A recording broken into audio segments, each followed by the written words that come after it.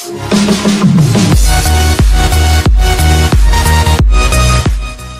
young Americans trying to stop Ireland from voting yes to abortion. Emily Faulkner is in central Dublin, handing out leaflets featuring fetuses in various stages of development, when she's pelted by an egg.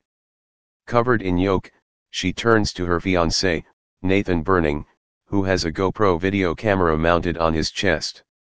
"Did you get that on tape? Is it on, babe? Turn it on," she says. As Faulkner wipes the mess from her face, a fellow anti-abortion campaigner approaches her, saying she'll be calling the police to have a look. "Okay," Faulkner says with a smile. "I'm excited." With just days until Ireland votes in a referendum on whether to repeal the Eighth Amendment to the Constitution, which places the right to life of an unborn child on equal footing with that of the mother, campaigners have become increasingly confrontational in their tactics. If a majority vote yes on Friday, Ireland is expected to enact legislation that will allow for terminations up to 12 weeks into a pregnancy. A no vote would keep the country's abortion laws, some of the most restrictive in the developed world, in place.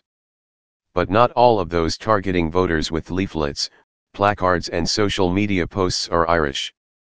Faulkner, 23, and Burning, 25, are founders of the Colorado-based anti-abortion group Let Them Live. They've traveled to Ireland for the month leading up to the historic poll to sway the voters to vote pro-life and hopefully keep Ireland pro-life.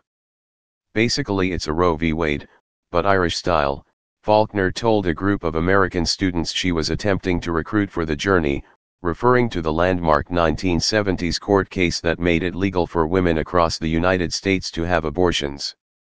When the couple, both associated with the US-based conservative nonprofit the Leadership Institute, launched a $10,000 crowdfunding campaign to finance the trip, they had written they'd be volunteering with Ireland's pro-life campaign.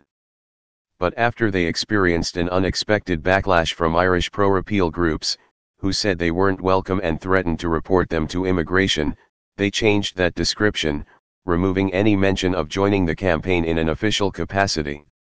"We were deathly afraid we were going to get turned away at the gate," says Burning, "and wanting to make sure that people didn't feel threatened by us coming." Groups dedicated to repealing the Eighth Amendment described the couple's tactics as deceptive. Faulkner said she and Burning arrived at Dublin Airport in early May and told immigration officers they had no specific plans for the trip other than documenting the campaign. Once they were let through the airport gates, the pair began to mobilize, designing canvassing materials they described as information outreach that another member would carry to Ireland from the US.